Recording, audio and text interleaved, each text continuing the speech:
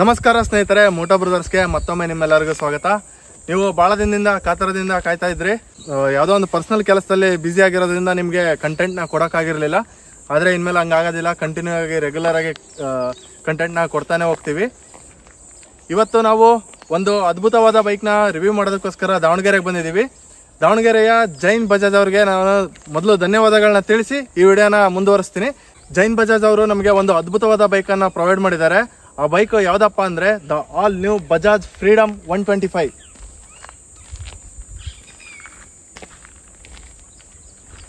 ನೀವಿಲ್ಲಿ ನೋಡ್ತಾ ಇರ್ಬೋದು, ಕಂಪ್ಲೀಟ್ ಅಪ್ಗ್ರೇಡೆಡ್ ಲುಕ್ನ ಪ್ರೊವೈಡ್ ಮಾಡಿದ್ದಾರೆ ಬಜಾಜ್ ಅವರು. ಈ ಥರ ಲುಕ್ ಇರೋಂಥ ಬೈಕ್ಗಳು ನಮ್ಮ ಇಂಡಿಯನ್ ರೋಡಲ್ಲಿ ಮೊದಲು ಇರಲಿಲ್ಲ. ಇವಾಗ ಇದು ಮೊಟ್ಟ ಮೊದಲ ಬಾರಿಗೆ ಈ ಥರ ಒಂದು ಬೈಕ್ನ ತಂದಿದ್ದಾರೆ. ಇನ್ವೆನ್ಷನ್ ಅಂದರೆ ಬಜಾಜ್ ಅವ್ರದ್ದು ಅಂತಲೇ ಹೇಳಬೇಕು. ಯಾಕಂದರೆ ಯಾವಾಗಲೂ ಕೂಡ ಒಂದು ಒಳ್ಳೊಳ್ಳೆ ಕಾನ್ಸೆಪ್ಟಿಂದ ಬಜಾಜ್ ಅವರು ಬೈಕ್ಗಳನ್ನ ಪ್ರೊವೈಡ್ ಮಾಡ್ತಾ ಇದ್ದಾರೆ. ಸೊ ಇದು ಫ್ರೀಡಮ್ ಅಂತ ಯಾಕೆ ಹೆಸರು ಬಂತು ಅಂದರೆ, ಇದು ಫ್ಯೂಯಲ್ ಎಫಿಷಿಯನ್ಸಿ ತುಂಬಾ ಚೆನ್ನಾಗಿದೆ. ಹಾಗಾಗಿ ಈ ಫ್ಯೂಯಲ್ ಕಾಸ್ಟಿಂದ ನಿಮಗೆ ಫ್ರೀಡಮ್ ಇದೆ ಅಂತಂದು ಈ ಬಜಾಜ್ ಅವರ ಒಂದು ಕಾನ್ಸೆಪ್ಟು. ನೋಡೋಣ ಇದು ಎಷ್ಟು ಮಟ್ಟಿಗೆ ಜನರಿಗೆ ಫ್ರೀಡಮ್ನ ಪ್ರೊವೈಡ್ ಮಾಡುತ್ತೆ ಅನ್ನೋದು ಈ ವಿಡಿಯೋದಲ್ಲಿ ಗೊತ್ತಾಗ್ತಾ ಹೋಗುತ್ತೆ. ಇವತ್ತಿನ ಈ ವಿಡಿಯೋದಕ್ಕೆ ನಾನು ಸ್ಪೆಷಲ್ ಥ್ಯಾಂಕ್ಸ್ನ ನಾನು ನಮ್ಮ ಸ್ನೇಹಿತ ಸಂಕೇತ್ಗೆ ಹೇಳೋಕ್ಕೆ ಇಷ್ಟಪಡ್ತೀನಿ. ಯಾಕಂದರೆ ಇವತ್ತಿನ ದಿನ ಅವನು ಬಂದು ನಮಗೆ ಇಷ್ಟೊಂದೆಲ್ಲ ಸಪೋರ್ಟ್ ಮಾಡ್ತಾ ಇದ್ದಾನೆ.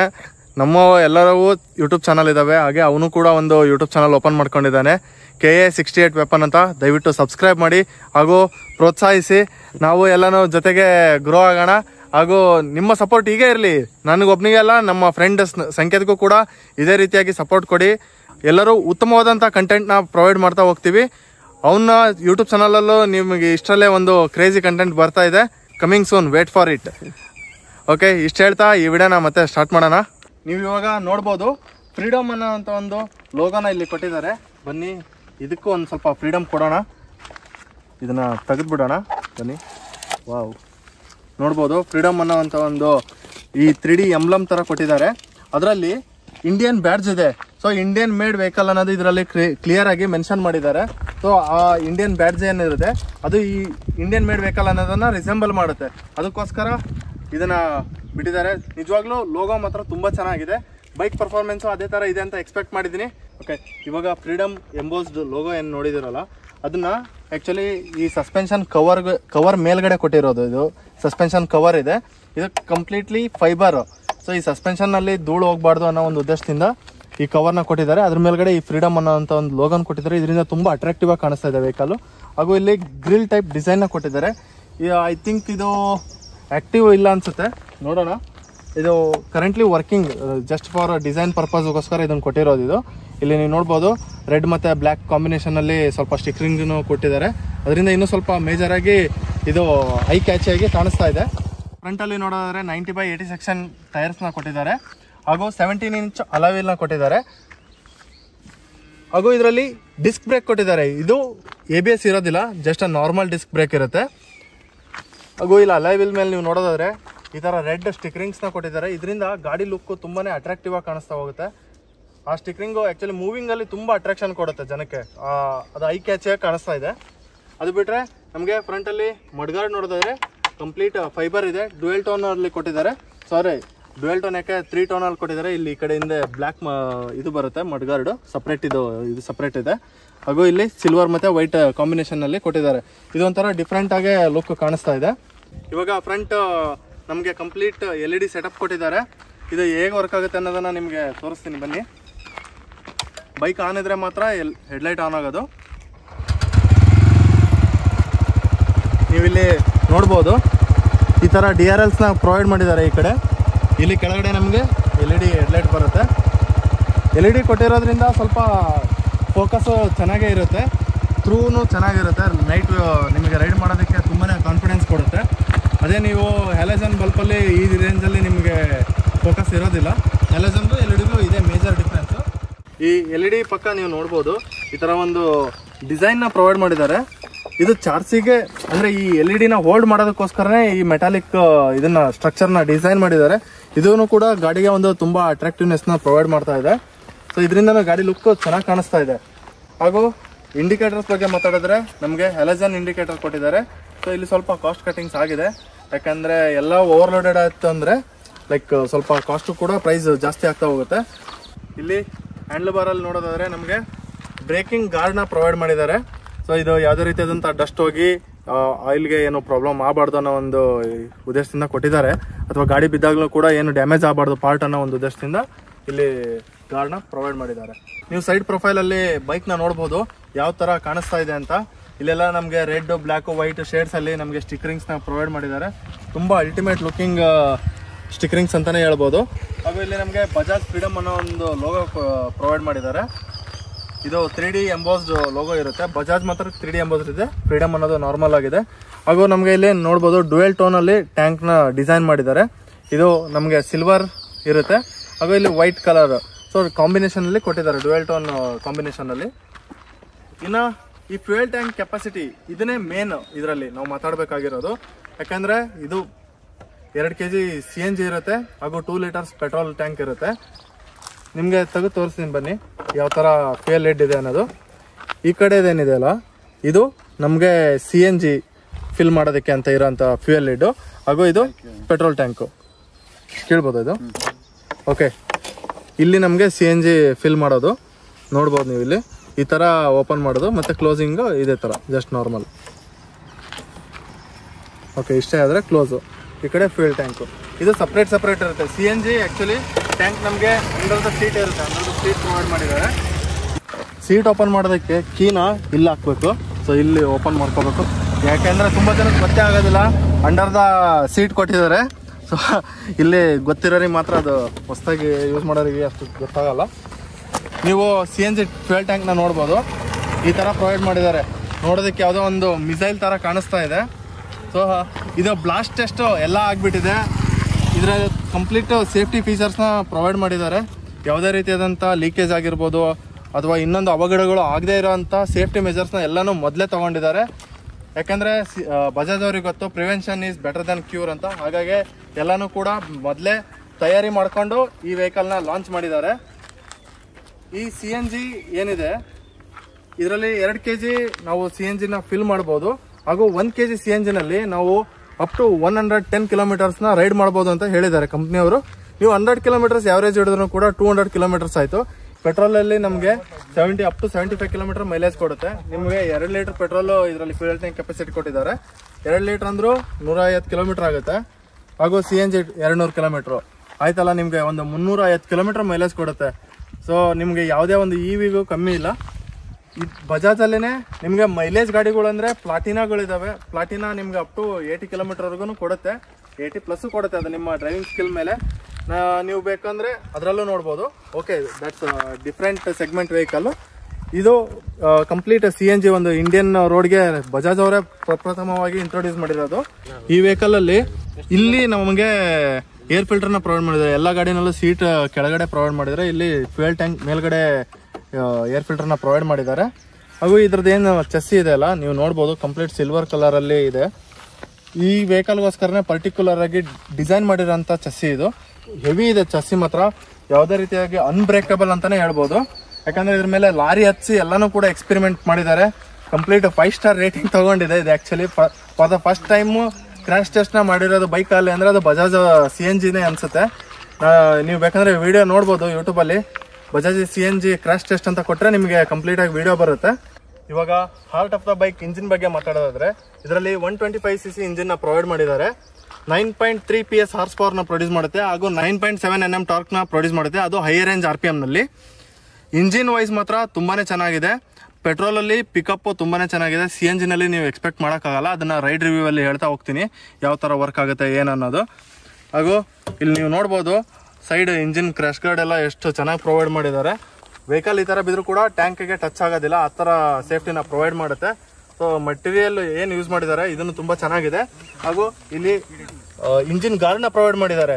ಇದು ಕಂಪ್ಲೀಟ್ ಮೆಟಾಲಿಕ್ ಗಾರ್ಡ್ ಇದೆ. ಯಾವುದೇ ರೀತಿಯಾಗಿ ಕಲ್ಲು ಹೊಡೆದ್ರು ಕೂಡ ಏನು ಡ್ಯಾಮೇಜ್ ಆಗದೆ ಇರೋ ಥರ ಸೇಫ್ಟಿ ಮೆಜರ್ಸ್ನ ಯೂಸ್ ಮಾಡಿದ್ದಾರೆ. ಹಾಗೂ ಇಲ್ಲಿ ನಮಗೆ ಬ್ಲ್ಯಾಕಲ್ಲಿ ಫೈಬರ್ ಕಂಪ್ಲೀಟ್ ಹೈ ಕ್ವಾಲಿಟಿ ಫೈಬರ್ನ ಯೂಸ್ ಮಾಡಿ ಇಲ್ಲೂ ಕೂಡ ಗಾರ್ಡ್ನ ಪ್ರೊವೈಡ್ ಮಾಡಿದ್ದಾರೆ. ಇಲ್ಲೇನಿದೆ ಸೈಲೆನ್ಸರ್ ಏನು ಬರುತ್ತೆ, ಯಾವುದೇ ರೀತಿಯಾಗಿ ಯಾರು ಟಚ್ ಮಾಡಬಾರ್ದು ಅನ್ನೋ ಒಂದು ಉದ್ದೇಶದಿಂದ, ಅಥವಾ ಕಾಲ್ ಟಚ್ ಆಗಬಾರ್ದು ಅನ್ನೋ ಥರ ಕಂಪ್ಲೀಟ್ ಸೇಫ್ಟಿ ಮೆಜರ್ಸ್ನ ಎಲ್ಲಿ ಎಷ್ಟು ಸಾಧ್ಯ ಆಗುತ್ತೋ ಅಷ್ಟು ಮೆಜರ್ಸ್ನ ಯೂಸ್ ಮಾಡಿದ್ದಾರೆ.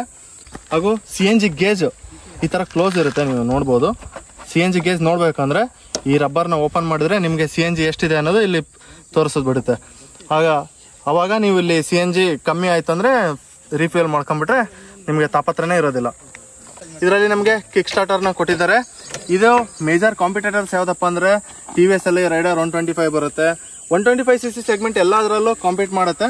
ಬಟ್ ಇದರ ಫ್ಯೂಯಲ್ ಎಫಿಷಿಯನ್ಸಿ ಇನ್ನು ಸ್ವಲ್ಪ ಜಾಸ್ತಿ ಆಗ್ಬೋದಿತ್ತು ಅನ್ನೋದು. ಯಾಕಂದರೆ ಕೆಪಾಸಿಟಿ ಜಾಸ್ತಿ ಆಗಿದ್ರೆ ಎಫಿಷಿಯನ್ಸಿ ಆಲ್ರೆಡಿ ಇದೆ, ಎಫಿಷಿಯನ್ಸಿ ಕೊಡ್ತಿತ್ತು. ಸ್ವಲ್ಪ ಫ್ಯೂಯಲ್ ಟ್ಯಾಂಕ್ ಕೆಪಾಸಿಟಿ ಇನ್ಕ್ರೀಸ್ ಆದರೆ ಚೆನ್ನಾಗಿರುತ್ತೆ. At least 3 litre petrol 3 litre CNG ಆದರೆ ಉತ್ತಮ. ಬಟ್ ಜಾಗ ಇಲ್ದಿರೋ ಒಂದು ಕಾರಣದಿಂದ 2 ಲೀಟರ್ಸ್ ಮಾತ್ರ ಇದು ಸೀಮಿತವಾಗಿದೆ. ಸೀಟ್ ನೀವು ನೋಡ್ಬೋದು ಎಷ್ಟು ಲೆಂತಿ ಆಗಿದೆ, ಆರಾಮಾಗಿ 4-5 ಜನ ಕುತ್ಕೊಂಡು ಹೋಗ್ಬೋದು, ಅಷ್ಟು ಇದಿದೆ. ಸೀಟ್ ಹೈಟ್ ಬಗ್ಗೆ ಮಾತಾಡಿದ್ರೆ ಇದು 825 mm ಇದೆ. ಸೊ ನೀವು 5.4 ಎಬೋ ಯಾರಿದ್ರು ಕೂಡ ಆರಾಮಾಗಿ ಗಾಡಿನ ಹ್ಯಾಂಡಲ್ ಮಾಡ್ಬೋದು. ಸ್ವಲ್ಪ ಹೈಟ್ ಅನ್ಸುತ್ತೆ, ಇಲ್ಲ ಅಂತಲ್ಲ, ಹೋಗ್ತಾ ಅಭ್ಯಾಸ ಆದರೆ ರೂಢಿ ಆಗ್ಬಿಡುತ್ತೆ. ಅವೆಲ್ಲಿ ನೀವು ನೋಡ್ಬೋದು ಫ್ರೀಡಮ್ಗೋಸ್ಕರ ಈ ಲೋಗೋನ ಐ ಥಿಂಕ್ ಸಪ್ರೇಟಾಗಿ ಡಿಸೈನ್ ಮಾಡಿದ್ದಾರೆ ಅನ್ಸುತ್ತೆ. ಈಗ ಫ್ರೀಯಾಗಿ ಹೇಗೆ ಹಾರಾಡ್ಕೊಂಡಿರುತ್ತಲ್ಲ ಆ ಜಿಂಕೆಗಳು, ಆ ಥರ ಒಂದು ಇಲ್ಲಿ ಎಂಬ್ಲಮ್ನ ಇಲ್ಲಿ ಪ್ರೊವೈಡ್ ಮಾಡಿದ್ದಾರೆ. ಅದೇ ರೀತಿಯಾಗಿ ಈ ಟ್ಯಾಂಕ್ ಮೇಲಿರೋ ಅಂಥ ಸ್ಟಿಕ್ಕರ್ ಏನಿದೆ ಇದನ್ನು ನೀವು ನೋಡೋದಾದ್ರೆ ಇದರಲ್ಲಿ F ಅಂತ ಪ್ರೊವೈಡ್ ಮಾಡಿದ್ದಾರೆ. ಇಲ್ಲಿ F ಅಂದರೆ ಫ್ರೀಡಮ್. ಇಲ್ಲಿ ಈ ಡಿಸೈನ್ ಕೂಡ ಇಲ್ಲಿ ನೀವು ನೋಡ್ಬೋದು. ಇಲ್ಲಿ ನೀವು ನೋಡೋದಾದ್ರೆ ಲಗೇಜ್ ನೀವು ಕಟ್ಕೊಳ್ಳೋಕ್ಕೋಸ್ಕರ ಹುಕ್ ಇರುತ್ತೆ, ಆರಾಮಾಗಿ ಕಟ್ಕೊಂಡು ಹೋಗ್ಬೋದು. ಹಾಗೂ NG04 ಅನ್ನೋದು ಈ ಗಾಡಿನ ಒಂದು ವರ್ಷನ್ನು, ಅದಕ್ಕೋಸ್ಕರ ಅದನ್ನ ಇಲ್ಲಿ ಪ್ರೊವೈಡ್ ಮಾಡಿದ್ದಾರೆ. ಹೇಗೆ NS200 ಈ ಥರ ಏನಿರುತ್ತಲ್ಲ ಅದರಲ್ಲಿ ಇದು NG04 ಅಂತ. ಸೊ ಡಿಸೈನ್ ವೈಸು ಏನು ಮಾತಾಡೋಂಗೆ ಇಲ್ಲ. ಹಾಗೂ ಹಿಂದ್ಗಡೆ ಪಿಲಿಯನ್ ಸೀಟರ್ಗೆ ಕೂರೋದಕ್ಕೋಸ್ಕರ ಗ್ರ್ಯಾಬ್ ರೈಲ್ ಕೊಟ್ಟಿದ್ದಾರೆ, ಆರಾಮಾಗಿ ಹಿಡ್ಕೊಂಡು ಕೂರ್ಬೋದು. ಬ್ಯಾಕ್ ವ್ಯೂವಿಂದ ನೀವು ನೋಡ್ಬೋದು ಯಾವ ಥರ ಕಾಣಿಸ್ತಾ ಇದೆ ಅಂತ. ಇಲ್ಲಿ ಟೇಲ್ ಲ್ಯಾಂಪ್ ಏನಿದೆ ಇದನ್ನು ಕೂಡ ಕಂಪ್ಲೀಟ್ LED ಸೆಟಪ್ ಕೊಟ್ಟಿದ್ದಾರೆ. ನೋಡಿ ಯಾವ ಥರ ಫೋಕಸ್ಡ್ ಆಗಿದೆ. LED ಅಂದರೆ ಇದೇ ಒಂದು ಮೇನ್ ಬೆನಿಫಿಟ್ಟು. ಎಲೆಕ್ಟ್ರಿಸಿಟಿ ಕನ್ಸಂಪ್ಷನ್ ಕಮ್ಮಿ ಆಗುತ್ತೆ, ಹಾಗೂ ನಮಗೆ ಪವರ್ನ ಜಾಸ್ತಿ ಪ್ರೊಡ್ಯೂಸ್ ಮಾಡುತ್ತೆ. ಹಾಗಾಗಿ ಬ್ಯಾಟ್ರಿ ಲೈಫು ಜಾಸ್ತಿ ಬರುತ್ತೆ. ಅದಕ್ಕೋಸ್ಕರ ಮೇಜರ್ ಏನಕ್ಕೆ LED ಯೂಸ್ ಮಾಡ್ತಾರೆ ಅಂದರೆ ಇದೇ ಒಂದು. ಹಾಗೂ ಇಲ್ಲೆಲ್ಲ ಎಲಜನ್ ಇಂಡಿಕೇಟರ್ಸ್ ಇದೆ. ಈ ಸೈಡಲ್ಲಿ ನಮಗೆ ಸ್ಯಾರಿ ಗಾರ್ಡ್ನ ಸ್ಟ್ಯಾಂಡರ್ಡ್ ಆಗಿ ಪ್ರೊವೈಡ್ ಮಾಡ್ತಾ ಇದ್ದಾರೆ. ಹಾಗೂ ಈ ಮಟೀರಿಯಲ್ಸ್ ಏನು ಯೂಸ್ ಮಾಡಿದ್ದಾರೆ ಎಲ್ಲಾನು ಕೂಡ ಹೈ ಕ್ವಾಲಿಟಿ ಮಟೀರಿಯಲ್ಸ್ನ ಯೂಸ್ ಮಾಡಿದ್ದಾರೆ. ಹಾಗೂ ಹಗ್ಗರ್ಸ್ ನೀವು ನೋಡೋದಾದ್ರೆ ಇದನ್ನು ಕೂಡ ಕಂಪ್ಲೀಟ್ ಹೈ ಕ್ವಾಲಿಟಿ ಹಗ್ಗರ್ಸ್ನ ಪ್ರೊವೈಡ್ ಮಾಡಿದ್ದಾರೆ. ಸೊ ಇದು ಮಡ್ಡಿಂದ ನಿಮಗೆ ಪ್ರೊಟೆಕ್ಟ್ ಮಾಡುತ್ತೆ. ರೇರ್ ಟೈರ್ ಬಗ್ಗೆ ಹೇಳೋದಾದ್ರೆ 120/70 ಸೆಕ್ಷನ್ ಟೈರ್ನ ಪ್ರೊವೈಡ್ ಮಾಡಿದ್ದಾರೆ. ಹಾಗೂ 16 ಇಂಚ್ ಅಲಾಯ್ ವೀಲ್ ಪ್ರೊವೈಡ್ ಮಾಡಿರ್ತಾರೆ ಇದರಲ್ಲೂ ಕೂಡ ನಮಗೆ ಅಲಾಯ್ ವೀಲ್ ಮೇಲೆ ಈ ಥರ ರೆಡ್ ಸ್ಟಿಕರಿಂಗ್ಸ್ ಕೊಟ್ಟಿದ್ದಾರೆ. ಸೈಡ್ ಸ್ಟ್ಯಾಂಡ್ ಕಟಪ್ ಸೆನ್ಸರ್ನು ಕೊಟ್ಟಿರ್ತಾರೆ. ಸೈಡ್ ಸ್ಟ್ಯಾಂಡ್ ಹಾಕಿದಾಗ ನೀವು ನ್ಯೂಟ್ರಲ್ ಇದ್ರೆ ಮಾತ್ರ ಗಾಡಿ ಆನ್ ಆಗುತ್ತೆ. ಫಸ್ಟ್ ಗೇರ್ಗೆ ಹೋದ್ರೆ ಆಟೋಮೆಟಿಕ್ ಆಗಿ ಆಫ್ ಆಗುತ್ತೆ. ಸೊ ಇದು ಸ್ಟ್ಯಾಂಡರ್ಡ್ ಎಲ್ಲ ಗಾಡಿನಲ್ಲೂ ಪ್ರೊವೈಡ್ ಮಾಡಿದ್ದಾರೆ. ಹಾಗೂ ಇದರಲ್ಲಿ 5 ಸ್ಪೀಡ್ ಗೇರ್ ಬಾಕ್ಸ್ನ ಕೊಟ್ಟಿದ್ದಾರೆ. ಇಲ್ಲಿ ನೀವು ನೋಡ್ಬೋದು ಫ್ಯೂಯಲ್ಲು ಇಂಜಿನ್ಗೆ ಏನು ಇಂಜೆಕ್ಟ್ ಆಗುತ್ತಲ್ಲ ಎಲ್ಲದರಲ್ಲೂ ಒಳಗಡೆಯಿಂದನೇ ಬಂದಿದ್ದಾರೆ, ಇದರಲ್ಲಿ ಹೊರಗಡೆಯಿಂದ ಪ್ರೊವೈಡ್ ಮಾಡಿದ್ದಾರೆ. ಸೊ ಎಲ್ಲನೂ ನಮಗೆ ಔಟ್ಸೈಡಲ್ಲೇ ಕಾಣಿಸುತ್ತೆ. ಇದು ಯಾರು ಚಿಕ್ಕ ಮಕ್ಕಳಿದ್ರೆ ಸ್ವಲ್ಪ ಹುಷಾರಾಗೇ ಇಡಬೇಕು, ಯಾಕಂದರೆ ಏನಾದ್ರು ಕಿತ್ತಾಕ್ಬಿಟ್ರೆ ಗೊತ್ತಾಗಲ್ಲ ಅಷ್ಟೇ. ನೀವು ಕೀ ಡಿಸೈನ್ ನೋಡ್ಬೋದು ಯಾವ ಥರ ಕೊಟ್ಟಿದ್ದಾರೆ ಅಂತ. ಸೊ ಇದು ಎಲ್ಲ ನಾರ್ಮಲ್ ಬಜಾಜ್ ಕೀನೇ. ಸೊ ಏನು ಮೇಜರ್ ಇಂಪ್ರೂವ್ಮೆಂಟ್ಸ್ ಏನಿಲ್ಲ. ಈ ಹ್ಯಾಂಡ್ಲ್ ಬಾರಲ್ಲಿರೋ ಸ್ವಿಚಸ್ ಬಗ್ಗೆ ಮಾತಾಡಿದ್ರೆ ಸ್ವಿಚಸ್ ಕ್ವಾಲಿಟಿ ಚೆನ್ನಾಗೇ ಇದೆ. ಸೊ ಬೆಟರ್ ಕ್ವಾಲಿಟಿ ಪ್ರೊವೈಡ್ ಮಾಡಿದ್ದಾರೆ. ಇದರಲ್ಲಿ ನಮಗೆ ಮೇಜರ್ ಸಿಗೋದೇನಪ್ಪ ಅಂದರೆ CNG ಮತ್ತು ಪೆಟ್ರೋಲ್ ಸ್ವಿಚ್ಚು. ಇವಾಗ CNGನಲ್ಲಿದೆ, ಈ ಕಡೆ ಮಾಡಿದರೆ ಇವಾಗ ಪೆಟ್ರೋಲಿಗೆ ಆನ್ ಆಗುತ್ತೆ. ಆಟೋಮೆಟಿಕ್ಕಾಗಿ ಚೇಂಜ್ ಆಗುತ್ತೆ. ನೀವು ರೈಡಿಂಗ್ ಮಾಡ್ಬೇಕಾದ್ರೆ ನೀವು ಗಾಡಿ ನಿಲ್ಲಿಸಿ ಚೇಂಜ್ ಮಾಡಬೇಕು ಅನ್ನೋದೇನಿಲ್ಲ. ಜಸ್ಟ್ ಹಿಂಗೆ ಪ್ರೆಸ್ ಮಾಡಿದ್ರೆ CNG ಆಗುತ್ತೆ. ವೆರಿ ಕ್ವಿಕ್ ಸ್ವಿಚ್ ಆಗುತ್ತೆ. ಇದರಲ್ಲಿ ನಮಗೆ ಬ್ಲೂಟೂತ್ ಕನೆಕ್ಟಿವಿಟಿ ಇರೋದ್ರಿಂದ ಇಲ್ಲಿ ಕಾಲ್ ರಿಸೀವಿಂಗ್ ಆಪ್ಷನ್ ಕೂಡ ಪ್ರೊವೈಡ್ ಮಾಡಿದ್ದಾರೆ. ಸ್ವಿಚ್ ಕ್ವಾಲಿಟಿ ಬಗ್ಗೆ ಏನು ಡೌಟ್ಸೇ ಇಲ್ಲ, ಎಲ್ಲ ಹೈ ಕ್ವಾಲಿಟಿ ಸ್ವಿಚಸ್ ಪ್ರೊವೈಡ್ ಮಾಡಿದ್ದಾರೆ. ಇನ್ನು ಮಿರರ್ ವಿಸಿಬಿಲಿಟಿ ಬಗ್ಗೆ ಮಾತಾಡೋದಾದರೆ ಮಿರರ್ ವಿಸಿಬಿಲಿಟಿ ಕೂಡ ಚೆನ್ನಾಗಿದೆ. ಹಾಗೂ ಮಿರರ್ ಡಿಸೈನು ಕೂಡ ಚೆನ್ನಾಗೇ ಪ್ರೊವೈಡ್ ಮಾಡಿದ್ದಾರೆ. ಸೊ ಕ್ವಾಲಿಟಿ ಎಲ್ಲ ಚೆನ್ನಾಗಿದೆ. ಇವಾಗ ಈ ಸ್ಪೀಡೋಮೀಟರ್ ಕನ್ಸೋಲ್ ಬಗ್ಗೆ ಹೇಳ್ತಾ ಹೋಗ್ತೀನಿ. ಇದು ಆ್ಯಕ್ಚುಲಿ ಇನ್ನೊಂದು ಸ್ವಲ್ಪ ಬ್ರೈಟಾಗಿ ಕೊಡ್ಬೋದಿತ್ತು, ಸ್ವಲ್ಪ ಬಿಸಿಲಲ್ಲಿ ಹೋದರೂ ಅದು ಕಾಣಿಸೋದೇ ಇಲ್ಲ. ಯಾಕಂದರೆ ಸ್ಕ್ರೀನು ತುಂಬ ಥಿನ್ನಾಗಿದೆ, ನೀವು ನೋಡ್ಬೋದು ಸ್ಲಿಮ್ ಆ್ಯಂಡ್ ಸ್ಲೀಕ್ ಆಗಿದೆ. ಅದರಲ್ಲಿ ವರ್ಡ್ಸ್ ದೊಡ್ಡದಿದೆ, ಬಟ್ ವಿಸಿಬಿಲಿಟಿ ಅಷ್ಟು ಕ್ಲಿಯರ್ ಆಗಿಲ್ಲ. ಸ್ವಲ್ಪ ಬಿಸಿಲಿಗೆ ಹೋದ್ರೂ ಕೂಡ ನಿಮಗೆ ಕಾಣಿಸೋದು ಡೌಟ್ ಇದೆ. Okay, that's fine. ಇಲ್ಲಿ ನಾವು ನೋಡೋದಾದ್ರೆ ಚಾರ್ಜಿಂಗ್ ಪಾಯಿಂಟ್ ಕೊಟ್ಟಿದ್ದಾರೆ. ಇಷ್ಟು ಈ ಗಾಡಿಯ ಕಂಪ್ಲೀಟ್ ಫೀಚರ್ಸ್ ಆಯಿತು. ಲುಕ್ಸ್ ಬಗ್ಗೆ ಎಲ್ಲನೂ ಆಯಿತು. ಇವಾಗ ಈ ಗಾಡಿ ಪರ್ಫಾರ್ಮೆನ್ಸ್ ಹೇಗಿದೆ ಮೇನ್ ಅದ್ರ ಬಗ್ಗೆ ತಿಳ್ಕೊಳ್ಳೋಣ. ಬನ್ನಿ, ತಡ ಮಾಡಿದೆ ಅದರದ್ದು ವಿಡಿಯೋ ಸ್ಟಾರ್ಟ್ ಮಾಡ್ಕೊಳ್ಳೋಣ. ಇವಾಗ ಈ ವೆಹಿಕಲ್ನ ಸೀಟ್ ಹೈಟ್ ನೀವು ನೋಡ್ತಾ ಇರ್ಬೋದು. ನನ್ನ ಹೈಟ್ 5.8 ಇದೆ. ಸೊ ಒಂದು ಸೈಡ್ ಮಾತ್ರ ಕಾಲು ಕಂಪ್ಲೀಟಾಗಿ ಎಟುತ್ತೆ, ಇನ್ನೊಂದು ಸೈಡು ಸ್ವಲ್ಪ ಟಚ್ ಆಗುತ್ತೆ. ಸೊ ಇದು 5.4 ಇರೋರಿಗೆ ಬೋತ್ ಲೆಗ್ಸು ಟೋ ಟಚ್ ಮಾತ್ರ ಆಗ್ಬೋದು, ಕಂಪ್ಲೀಟಾಗಿ ಕಾಲು ಊರೋದಕ್ಕಾಗೋದಿಲ್ಲ. ಬನ್ನಿ ಇವಾಗ ರೈಡ್ ಮಾಡ್ತಾ ಹೇಗೆ ಕಂಫರ್ಟ್ ಫೀಲ್ ಆಗುತ್ತೆ ಅದನ್ನು ಕೂಡ ಎಂಜಾಯ್ ಮಾಡೋಣ. Okay, let the ride begins.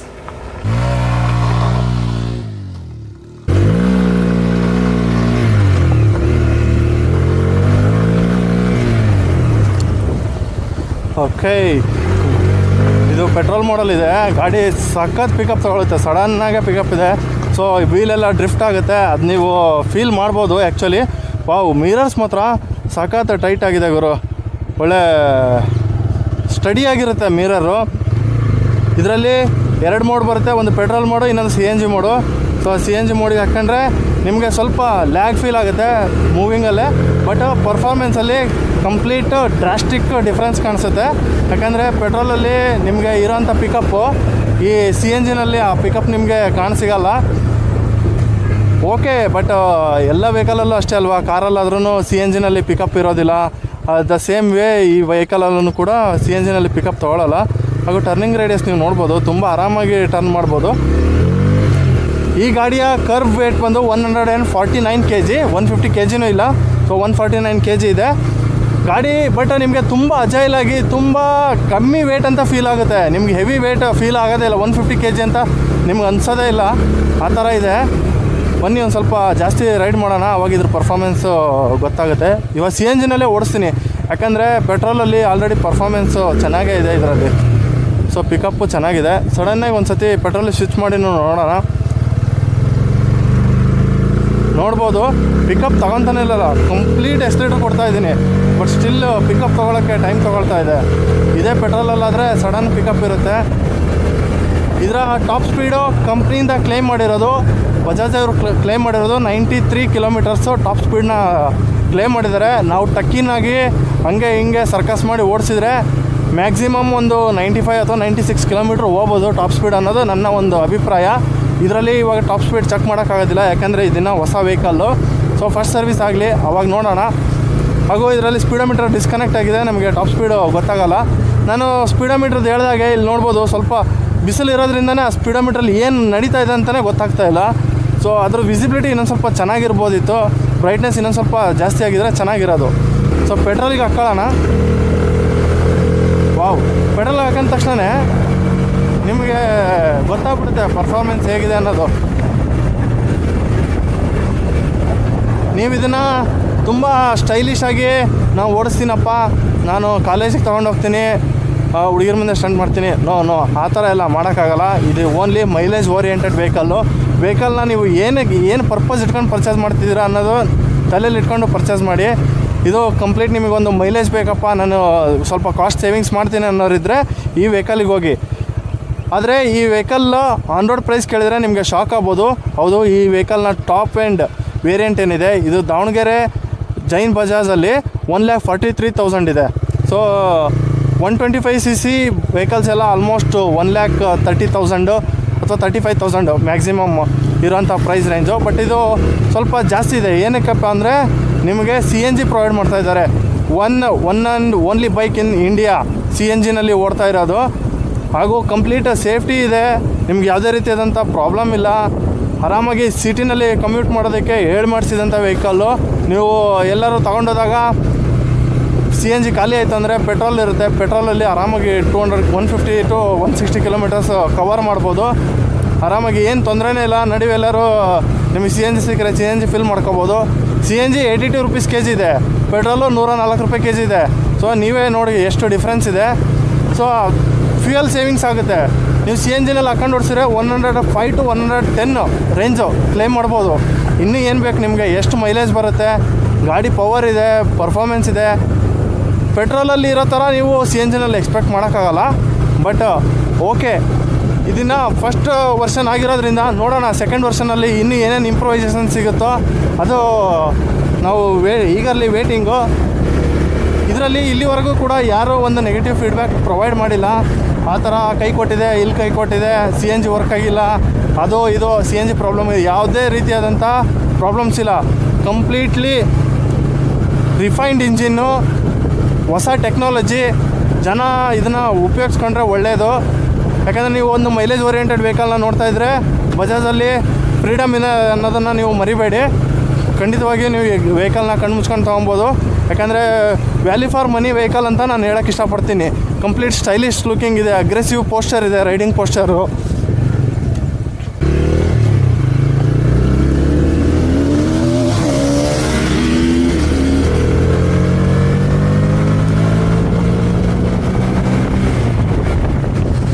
Okay, ನೀವು ಬ್ರೇಕಿಂಗ್ ನೋಡ್ಬೋದು. ತುಂಬ ಸಡನ್ ಬ್ರೇಕಿಂಗ್ ಏನಿಲ್ಲ. ಸೊ ಲೈಟಾಗಿದೆ ಬ್ರೇಕಿಂಗ್ ಬೈಟ್ ಅಷ್ಟೊಂದು ಸ್ಟ್ರಾಂಗ್ ಆಗಿಲ್ಲ. ಇನ್ನೊಂದು ಸ್ವಲ್ಪ ಸ್ಟ್ರಾಂಗ್ ಬ್ರೇಕಿಂಗ್ ಬೈಟ್ ಇದ್ದರೆ ಚೆನ್ನಾಗಿರೋದು ಅಂತ ನನ್ನ ಒಂದು ಅಭಿಪ್ರಾಯ.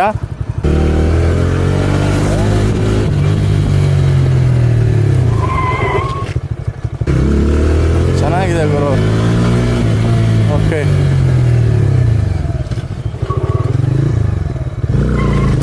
ಓಕೆ ನೋಡಿ, ನೀವು ನೋಡ್ಬೋದು ವೀಲ್ ಸ್ಪಿನ್ ಆಗೋ ಅಂಥದ್ದು ಸೌಂಡ್ ಕೇಳಿಸುತ್ತೆ. ವಾವ್, ಇದರಲ್ಲಿ ಡಿಸ್ಕ್ ಬ್ರೇಕ್ ಇದೆ, ಅದೇ ಒಂದು ಪ್ಲಸ್ ಪಾಯಿಂಟು. ಹಾಗಾಗಿ ನೀವು ಒಂದು ಸ್ವಲ್ಪ ಬೇಗ ಕಂಟ್ರೋಲ್ ಮಾಡ್ಬೋದು. ರೇರಲ್ಲಿ ಡ್ರಮ್ ಬ್ರೇಕ್ ಕೊಟ್ಟಿದ್ದಾರೆ. ಸೊ ಇವಾಗ CNGನಲ್ಲೇ ಫಸ್ಟ್ ಗೇರಲ್ಲಿ ಹೇಗೆ ಪರ್ಫಾರ್ಮ್ ಮಾಡುತ್ತೆ ನೋಡೋಣ ಬನ್ನಿ. ಓಕೆ, ಬೇಗ ರೈಡ್ ಲೈನ್ ಹೊಡಿತಾ ಇದು ಗಾಡಿ.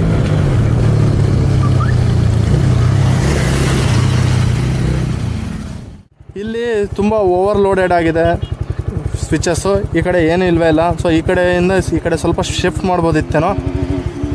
Okay, that's fine. Overall it's a wonderful bike ನನ್ನ ಪ್ರಕಾರ. ನೀವು ಮೈಲೇಜ್ ಓರಿಯೆಂಟೆಡ್ ನೋಡ್ತಾ ಇದ್ದರೆ ನಿಜವಾಗ್ಲೂ ವಂಡರ್ಫುಲ್ ಬೈಕ್. ಅಥವಾ ನೀವು ತುಂಬ ಲಾಂಗ್ ಜರ್ನಿ ಮಾಡ್ತೀನಿ ಅಂದರೆ ಅದು ನಿಮಗೆ ಸ್ವಲ್ಪ ಕಷ್ಟ ಅನ್ನಿಸ್ಬೋದು. ಯಾಕೆಂದರೆ ಎವ್ರಿ 350 ಕಿಲೋಮೀಟರ್ಸ್ಗೊಮ್ಮೆ ನೀವು ಫಿಲ್ ಮಾಡ್ತಾ ಇರಬೇಕಾಗುತ್ತೆ, ಅಥವಾ ಎವ್ರಿ 300 ಕಿಲೋಮೀಟರ್ಸ್ಗೊಮ್ಮೆ. ಸೊ ಅದು ನಿಮಗೆ ಕಷ್ಟ ಅನ್ನಿಸ್ಬೋದು. ಅದು ಬಿಟ್ಟರೆ ನೀವು ನಿಜವಾಗ್ಲೂ ಈ ವೆಹಿಕಲ್ನ ಎಂಜಾಯ್ ಮಾಡ್ತೀರಾ. ಲಾಸ್ಟ್ ಟೈಮಲ್ಲಿ ಇದೇ ಥರ ಬಜಾಜ್ ಅವರು ವಿಕ್ರಾಂತ್ ಅಂತ ಬಿಟ್ಟಿದ್ರು. ಅದು ಒಂದು ಶಿಪ್ನ ಹೆಸರು ವಿಕ್ರಾಂತ್ ಅನ್ನೋದು. ಅದೇ ರೀತಿ ಈ ಸರಿ ಲಾಸ್ಟ್ 2024 ಆಗಸ್ಟ್ನಲ್ಲಿ ಇದನ್ನು ಲಾಂಚ್ ಮಾಡಿದರು. ಈ ಬೈಕಿಗೆ ಹಾಗಾಗಿ ಫ್ರೀಡಮ್ ಅಂತ ಹೆಸರಿಟ್ಟಿದ್ದಾರೆ. ಆಗಸ್ಟಲ್ಲಿ ಲಾಂಚ್ ಆಗಿರೋದನ್ನ ಅದೊಂದು ಇರ್ಬೋದು.